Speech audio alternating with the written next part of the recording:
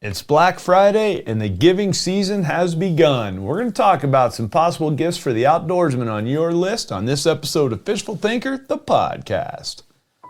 I'm Chad LaChance, and you're listening to Fishful Thinker, the podcast. All things fishful, all the time. Hey guys, Fishful Thinker here. Thanks so much for tuning into the podcast. As always, brought to you by the fine folks at Sportsman's Warehouse. Visit them at 140 plus stores nationwide or at sportsmans.com. Also, don't forget about the fine folks at Peterson Toyota in Fort Collins, Colorado. And yes, both of those great organizations have Black Friday stuff going on. It is the day after Thanksgiving. It is Black Friday. I used to work in retail at Sportsman's Warehouse, and it was one of my favorite days of the year. I worked there for 5 years, and this weekend is always a ball for me in retail. And that sounds really dumb. People are like, yeah, that's crazy. Why would you be happy about that? Well, because the store is an absolute zoo. And as with every other store is on Black Friday, it seems like, and when it's busy like that, there's a good energy to it for one, and then for two, everyone's looking for gift-giving ideas, and it's a great opportunity for me as a sales associate to have good conversations with a lot of people and come up with some really unique stuff, and in a lot of cases, I would find out later if those gifts went well because people would come back to the store. In some cases, the stuff would get returned or whatever it was. But it was a great time for me in my life, and I thoroughly enjoyed helping all those people. And what I learned is that there's some key things that can make any gift you might be looking for better. And everyone wants to have something that they're giving that is personal. It's a key thing that I noticed was a lot of the questions that came in, people came in, and that was a consistent thing was they want personal. I want something very personal. But in most cases, they don't know exactly what their angler on their list needed or could use even. And in many cases, the buyers didn't even know exactly how that person fished or what they fished for or anything like that. So it became, from my standpoint, a challenge to find gifts that can fit without really knowing how somebody fishes a lot and that's personal. And so I thought I'd go through a few of those things here and some things that you can't get at retail that make fantastic Christmas gifts as well. So we're going to start with the simple stuff in the retail store. And here's one thing I'm going to say that can be very good is pick whatever item it is that you're going to pick, but consider part of the decision process on that item as, hey, I'm going to have that item personalized. And the way that I found to be the best to recommend to people that went over very well with people and always was well received is buy something like a fishing reel or a net or something along those lines and then have it engraved. And you can take that to any engraver shop and they can, in most cases, engrave a side plate on a reel or the bolt on an action on a rifle or the handle on a net of any kind. So basically you're looking for products that have the ability that they can be personalized. And I've seen everything from lucky numbers to names put on them, to sayings, to logos, you name it. And I've seen that be very, very popular. And a common one was reels. And going to an engraver shop and having a lucky number or a name put on somebody's fishing reel. And that works fine for a lot of different reels, but you want to make sure you look and that there's a piece of a flat enough space somewhere on there to have something engraved on it. But that was common. Handles of nets as well, very good one. And no one really likes to buy a fishing net. Let me just be candid. Nobody really wants to go buy that. It's not one of the things that you want to spend your money on in most cases. But the flip side is they're very handy, they're very necessary, and they make good gifts because nobody wants to buy them, and they're not particularly expensive. And even better, if you get creative in how you wrap one, you can have the biggest Christmas gift under the tree, a great big giant box. So that's always a good one, is to do something like that. And the other thing I tell people, stocking stuffer wise, there's no better stocking stuffer for Christmas, for anglers on your list, than stuff that is very consumable. So in other words, something you know that people go through a lot of. So whatever kind of fishing it is that they do, something that they go through a lot of. And that could be anything from line or hooks to, flies, could be selections of flies, could be tippet material, could be, anything like that that's consumable that over the course of a season an angler is going to go through a bunch of. Because again, that's not stuff that's fun to buy, but it's stuff you have to fish. And so that can be an excellent stocking stuffer type stuff is small consumable items, of which there's an unlimited amount of in fishing. So just depending on what style of fishing it is that people do. Another gift that I thought shows that you really care, that I always like to do is take with people, is to go have them buy, say, your favorite 6 lures, depending on what your budget is. Your personal favorite 6 lures, whatever they are, or flies, or whatever they are. And it might be 16 lures, or it might be 2 lures, depending on what your budget is.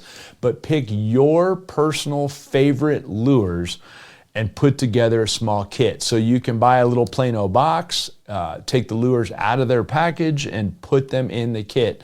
And that way you have passed on your confidence baits to somebody else, and that can be excellent. And where I got that idea was so many people came to me and say, hey, well, you're a fishing guide on Horsetooth Reservoir, or you're a fishing guide on Carter Lake or Boyd Lake.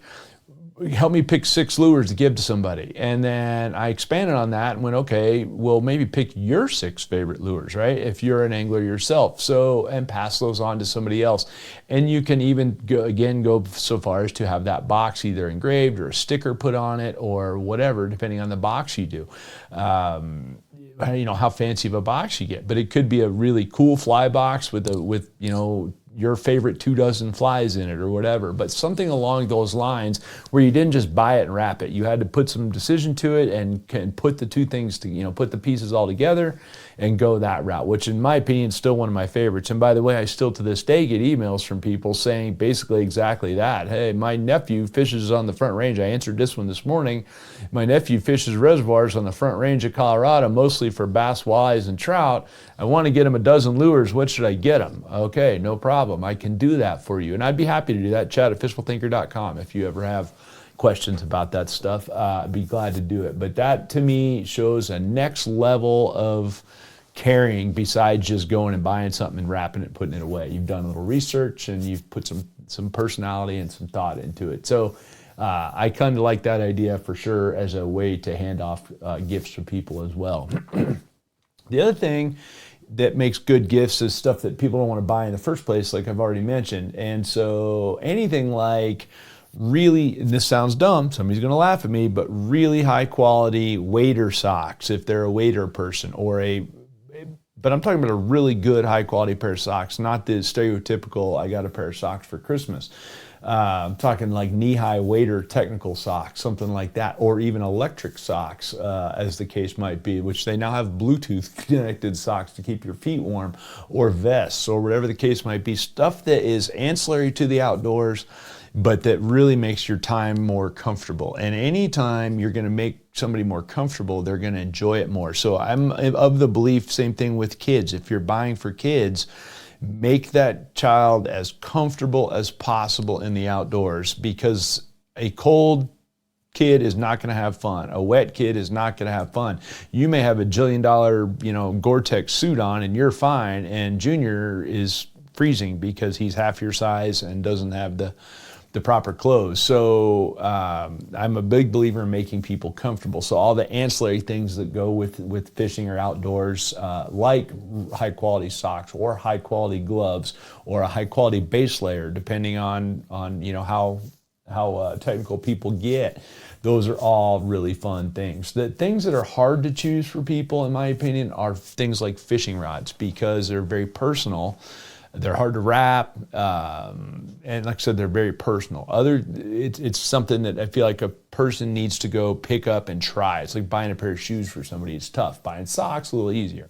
So that's kind of my thoughts there. There's some other thoughts that I think are really good gifts if they're in the budget. They tend to be more expensive, but they're, in my opinion, even better gifts than anything I mentioned so far, and they're even more personal. And that is giving the gift of experience of some kind. So for me, that's the easy one. And it used to be self-serving, but I'm not guiding anymore. I just recently gave that up, and after 21 years of doing it, and or 20, almost 21 years of doing it. And I think a guided trip is a fantastic gift. And I used to sell gift certificates through my guide business, and I very commonly would sell a pile of those during the holiday season. And there were people buying guided trips or the deposit for a guided trip, depending on the budget. In some cases, there were like 4 family members that would get together and buy one for the dad, things like that. But guided fishing trips were very popular.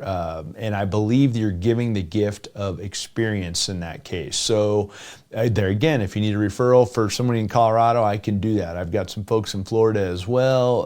But a guided trip for a Christmas gift gives anticipation too.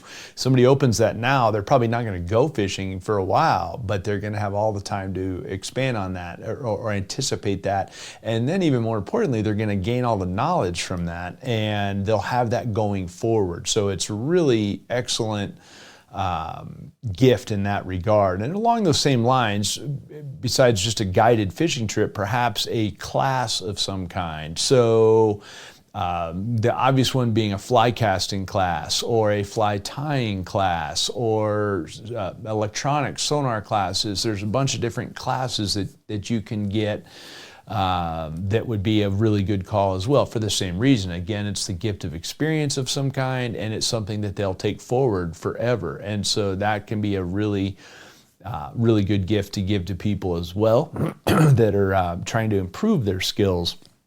And so I like that one. Another gift that I think is in some ways almost better than anything else so far that I've even named is buying someone's hunting license or fishing license or park pass, as the case might be. So for instance, my home lake, the truck and boat pass for the season is $200 for the whole season. So that's not money I want to go plunk down every year. No, I hate that. But if I got that as a gift, I'd be pretty happy. And it could be a state parks pass. It could be whatever's relevant. I don't even know where you're listening from, but whatever is relevant along those lines. But a park pass of some kind or an annual pass of some kind is, again, you're encouraging them to participate in something they love to do. And I think those are excellent ways to do gifts over and above just, a square box with paper on it. And I just feel like it's a very personal type thing. And again, you're encouraging them to get out there and do it. So I think those are excellent gifts as well.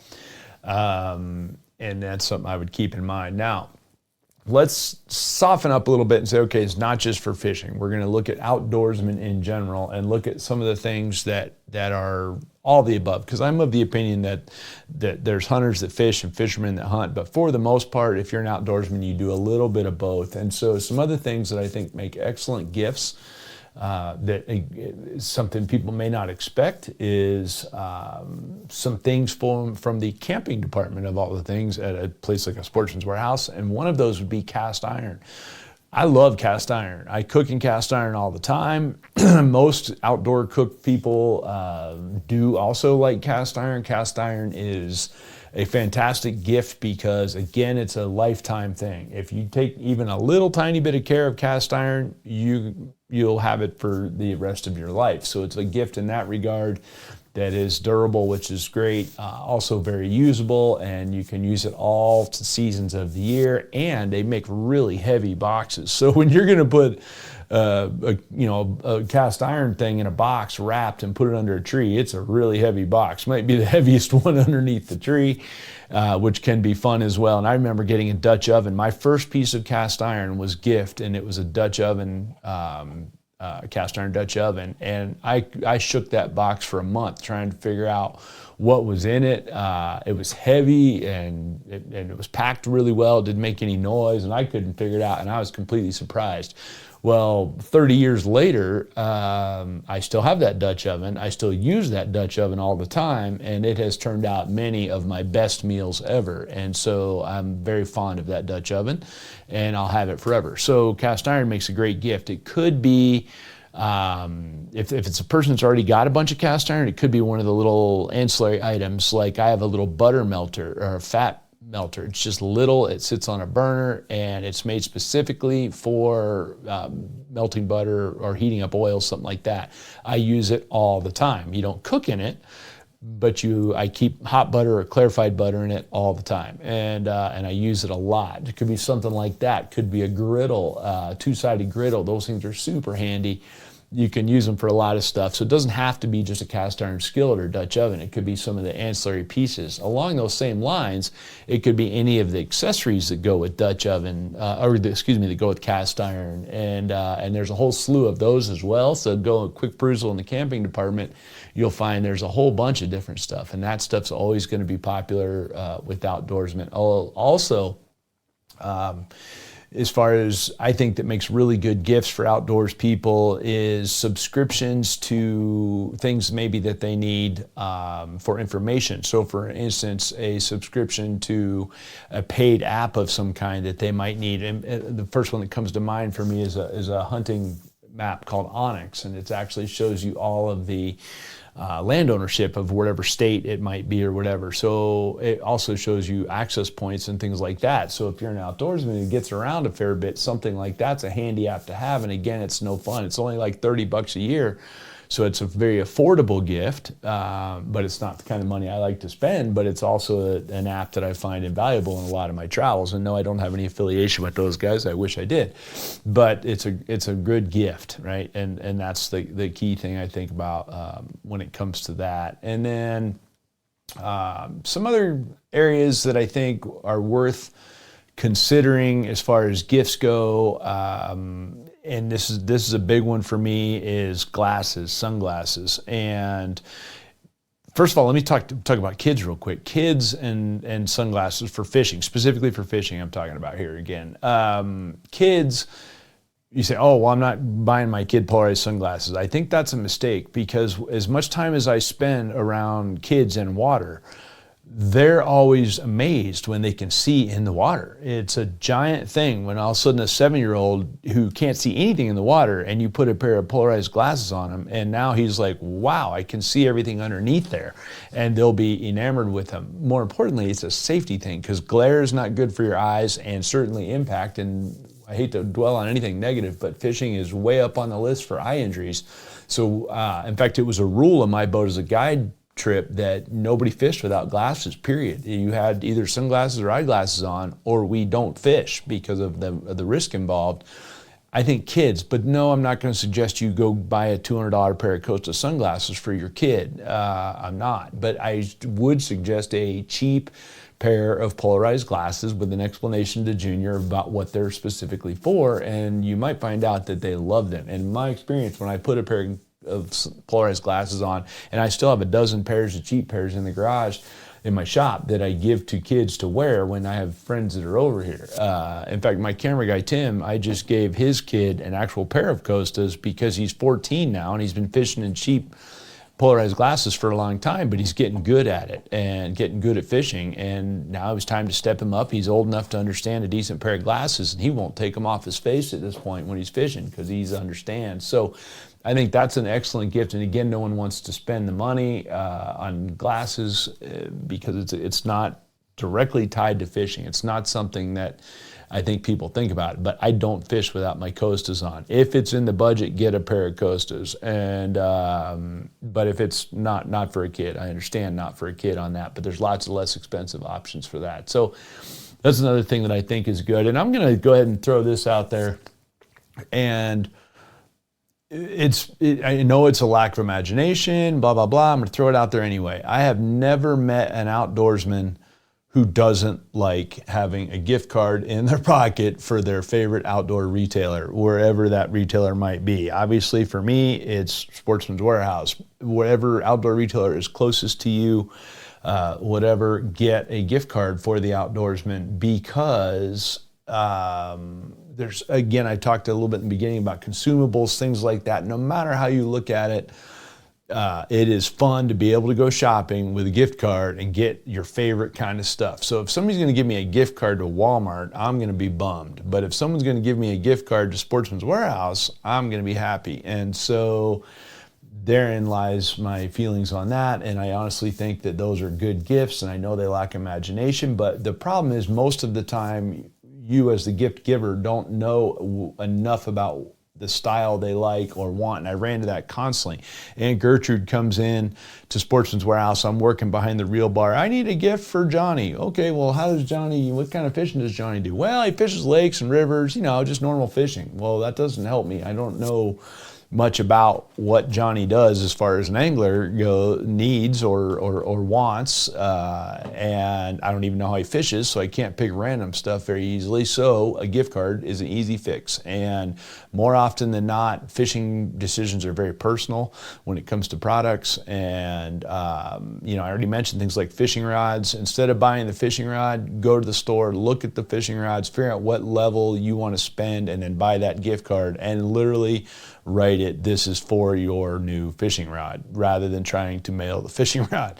So anyway, hopefully that information will help you guys out. I realize it's kind of all over the place. To be honest with you, I've got friends and family around, and it's Black Friday, and not super focused on all of the stuff that's going on out there because of friends and family time. And I hope you are doing the same thing with your friends and family, whether it be around the woods or the water or just outdoors in general. I want to say thank you. I am grateful to all of you for not just listening to my podcast, but tuning into our social media and Fishful Thinker on television, on World Fishing Network and Altitude Sports.